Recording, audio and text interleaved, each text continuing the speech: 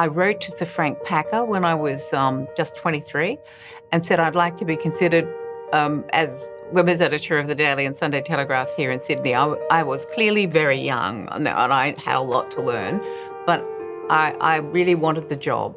And Sir Frank rang me up and said, here, you want the women's editor's job? And I said, yes, Sir Frank.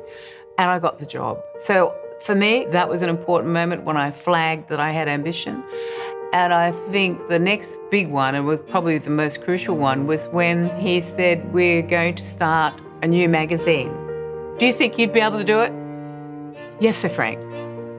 And he said, right, I'll call you when I want you. And I left. And then you go outside and you think, oh my word, what have I done? What is this all about? And as it turned out, it turned out to be clear. And that really was my big breakthrough. Very early in my career, I was working for Australian Consolidated Press, the Packer company. I had created Clear. I was on my way to taking over the Australian Women's Weekly, which was my goal.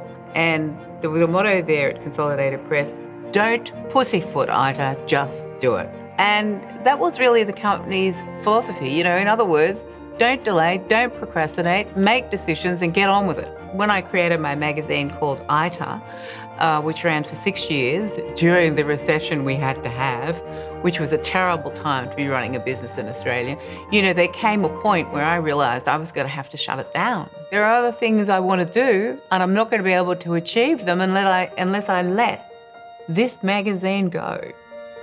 And it's not an easy decision to make. It's a really tough one, but you have to be able to make that tough decision. If you can't make tough decisions, you shouldn't be running a business. A lot of bosses think it's very important to be liked. It's wonderful if everyone likes you, but it's really not important. If the people who work for you don't respect you, then you'll never be successful in my book.